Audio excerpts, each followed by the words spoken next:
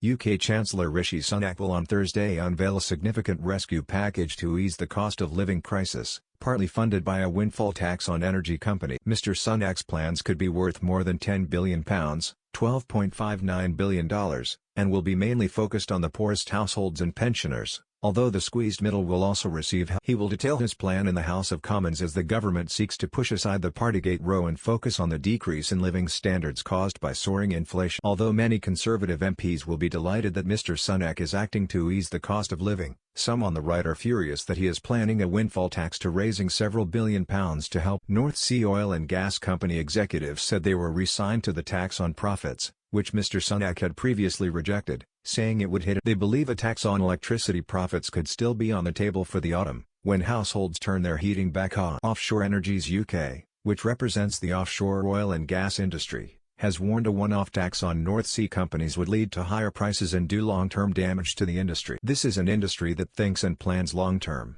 so sudden new costs like this proposed tax will disrupt planning and investment and, above all, undermine investor confidence, said Deirdre Mitchie, chief executive. Profits of energy companies have been boosted by the surge in oil and gas prices after Russia's invasion. Critics say energy companies are benefiting from a surge beyond their control, and a year-long, one-off levy on their profits could help to support troubled households. But Ms. Mitchie said it was already the country's most highly taxed industry, paying 40% on their offshore profits, and operators would send the Treasury £8 this financial year. This, she said, was equal to £279 a household. Ms. Mitchie said the industry was actually very proud to pay our taxes, but warned the problem is when new taxes are imposed suddenly and without The UK offshore industry needs a stable and predictable regime, she said. A windfall tax may not affect projects already underway but is likely to deter investments under consideration, for which funds have. The result would be a decline in oil and gas production in years ahead, just when the UK most needs reliable sources. Ministers have spent months criticising the idea of a windfall tax because of its possible effect on. Rishi has made no attempt to win over critics of the policy,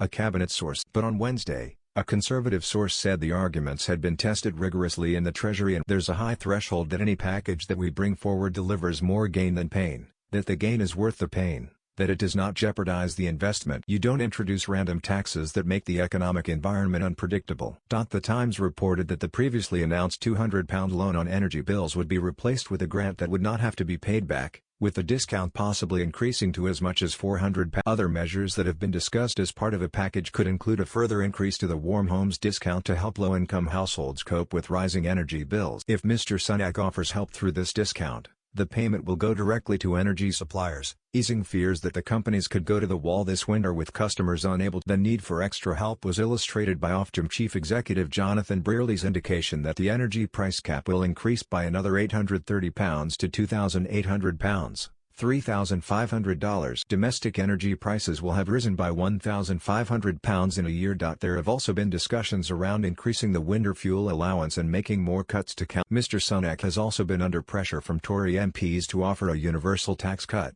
perhaps an income tax reduction or the scrapping of VAT on domestic fuel, to prove he does not intend to keep putting up tax. He will need to be careful that any extra help he puts into the economy does not add further to inflation, which is running at a 40-year high, with the Bank of England expecting it to pass 10% in the autumn. Mr. Sunak's ability to help beyond the £22 billion package already announced will also be restricted by the state of the nation's finance.